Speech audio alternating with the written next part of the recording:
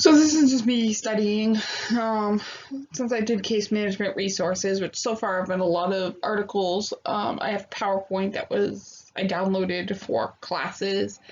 So Fundamentals of Case Management Practice, Skills for the Human Services, 5th edition with Nancy Summers.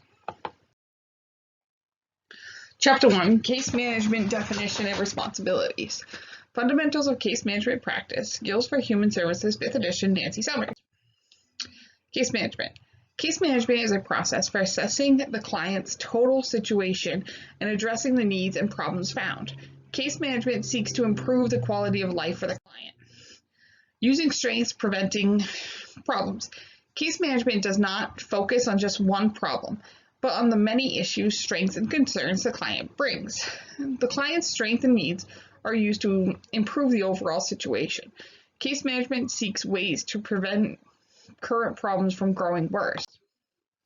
Early case management history. In the late 1800s, there was a need to formally organize services given to people in need. The charity organization Society took over control of this approach and developed casework as a useful means of tracking progress of clients.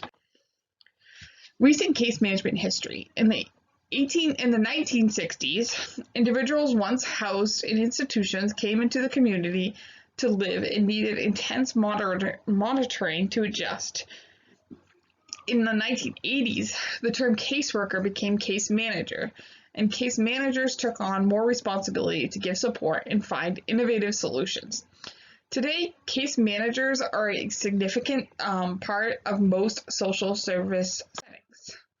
Why we use case management. Case management is a method for determining an individualized plan for each client, then monitoring that client to be sure it is effective for the client. Case management is a process used to ensure that the money being spent for the client's service is being spent wisely and in the most effective manner on behalf of the client. The individualized plan. Each client receives a plan that is unique to that client. Each client's plan should include elements that take advantage of the client's strengths and supports, a means to address the most immediate and pressing problems for that client, elements that take advantage of the client's social support, such as family, friends, teachers, or synagogue, an understanding of the client's goals and preferences. The 4 case management tasks: assessment, planning, linking, monitoring. Assessment. A case manager's assessment is meant to be comprehensive and thorough. Assessment covers many different aspects of the client's life in an attempt to develop an accurate profile of the client and the client's problem. Assessing the presenting problem. First, the case manager assesses the initial or presenting problem. Does the problem interfere with the client's functioning at work or social, or interfere with self-care? What is the background to this problem? How long has this problem gone on? Are there other social, emotional, or medical problems that exacerbate the presenting problem? Assessment of needs. A discussion of the problems uncovers what the client needs. What does the client need to bring stability to his or her life? What would be the best way to resolve the problems the client faces? Assessment of the client. Is the client able to think clearly and understand options? How would you characterize the person's general mood?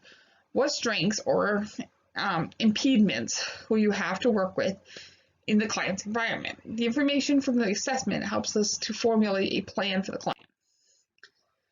So, planning. A good plan looks at a variety of resources: formal agencies set up to deal with specific problems, generic resources, entities everyone can use, such as clinics, recreational programs, or social groups like Lions Club, or other established community resources, seminars, support groups, which are often free of charge, peer support, individuals who previously had the same problem helping those who need support, informal and folk support systems, neighborhoods, churches, families, and others in the client's life, or likely to be available in the client's life to support the client. So continued planning. Planning with clients is ongoing. Clients improve and may need an advanced level of planning. Client situations may interfere with progress.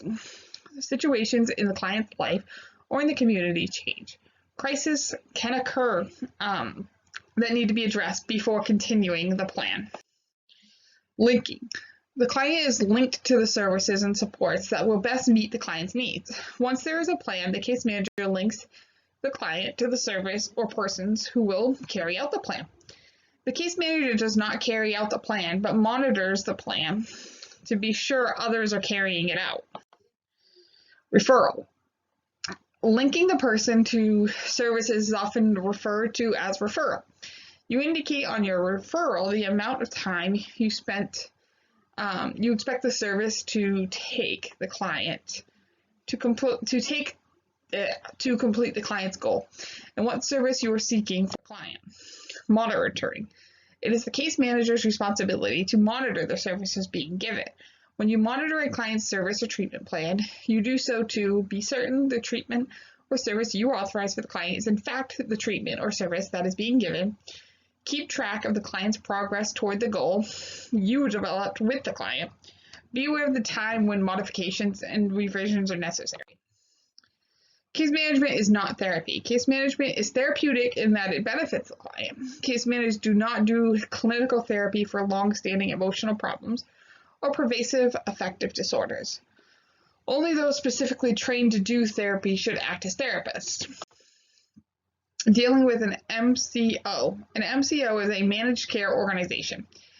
An MCO makes money available for the care of specific populations. An MCO can be a private insurance company or one that deals with public money. Case managers often need to seek permission from MCOs to obtain money for treatment and services for their clients.